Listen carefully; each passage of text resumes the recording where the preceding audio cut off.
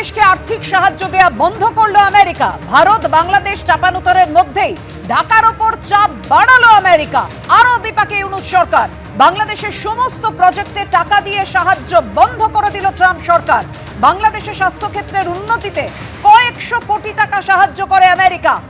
এই মুহূর্তে ট্রাম্প সরকার যে সিদ্ধান্ত নিয়েছে, সমস্ত প্রজেক্টে টাকা দিয়ে যে সাহায্য করে ট্রাম্প সরকার, সবটাই বন্ধ করে দিল আমেরিকা। কথা বলবো, আমাদের সঙ্গে রয়েছেন আমাদের প্রতিনিধি বিজেন্দ্র সিংহ। বিজেন্দ্র, বিস্তারিত জানাও।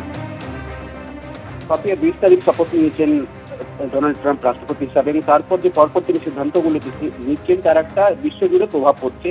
তার মধ্যে একটা সিদ্ধান্ত তার হয়েছে কি বাংলাদেশে যে ইউএসএড এর টাকা খরচ হয় সেটা ইমিডিয়েটলি যে নোটিশ এসছে ট্রাম্প সরকারের তরফ থেকে, সেটাতে বলা হয়েছে এই মুহূর্তে যত প্রজেক্ট চলছে বাংলাদেশে ইউএসএড এর মদদে সেসব ইমিডিয়েটলি বন্ধ করতে হবে, এবং যে টেন্ডার দেওয়া হচ্ছিল সেটাকে ওইখানে হল্ট করে দেওয়া হবে। কোনো প্রজেক্ট যেন এগিয়ে নিয়ে না যাওয়া হয়, এবং এটা বন্ধ করে দেওয়া হচ্ছে সেটা জানাতে হবে, এটাও ট্রাম্প সরকার ঘোষণা করেছে।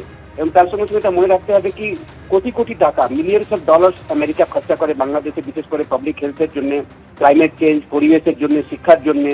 সেখানে রোহিঙ্গিয়ারা রয়েছেন 10 লাখ থেকে বেশি, তাদেরকে কিভাবে সেখানে রাখা হবে সেটার জন্য সাহায্য আমেরিকা থেকে আসে। প্রচুর কোটি কোটি টাকা সেখান থেকে আমেরিকা দেয় তাদেরকে।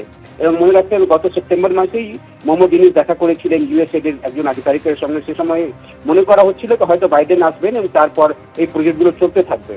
ইলেকশন চলাকালীন আমরা দেখেছিলাম ট্রাম্প যখন সংখ্যালঘুদের উপর হামলা হচ্ছিল বাংলাদেশে, তখন টুইট করেছিলেন, তিনি বলেছিলেন, নিন্দা করেছিলেন যেভাবে হিন্দু এবং খ্রিস্টানদের উপর হামলা হচ্ছিল বাংলাদেশে। এবং তারপর থেকে মনে করা হচ্ছিল যে যখন ট্রাম্প সরকার আসবে তখন হয়তো কিছু কড়া পদক্ষেপ নেওয়া হতে পারে, বিশেষ করে যেখানে তার বাংলাদেশের উপর প্রভাব পড়বে।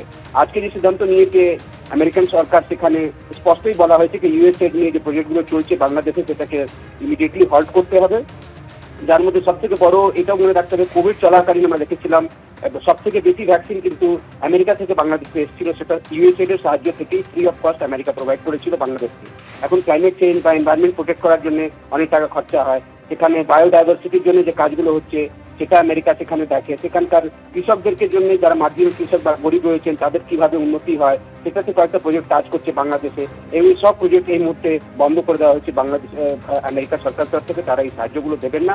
এখন দেখতে হবে, যেহেতু এই মুহূর্তে বাংলাদেশের আর্থিক পরিস্থিতি খুব ভালো না, তাদের যে গার্মেন্ট ইন্ডাস্ট্রি এক্সপোর্ট করেন সেখানে একটা প্রভাব পড়েছে যখন থেকে সরকার চেঞ্জ হয়েছে, তারপরে আইন শৃঙ্খলার পরিস্থিতি কিছুটা অবনতি হচ্ছে।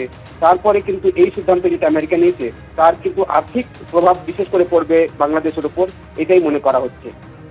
ধন্যবাদ বিজেন্দ্র। অর্থাৎ যেটা মনে করছেন বিশেষজ্ঞরা, যে সিদ্ধান্ত নিয়েছে ট্রাম্প সরকার, যে বিপুল অর্থ সাহায্য করে আমেরিকা, সেই টাকা দেওয়া তারা বন্ধ করে দিল। কতটা চাপ বাড়লো ঢাকার ওপর, প্রত্যেকে তাই নিয়ে প্রশ্ন তুলেছেন। এইটাই হয়তো ঢাকার ওপর চাপ যেভাবে বাড়ছে, সেটা ট্রাম্প সরকার এই অর্থ সাহায্য বন্ধ করে দিয়ে অন্তর্বর্তীকালীন ইউনূস সরকারের ওপর চাপ আরো বাড়ালো।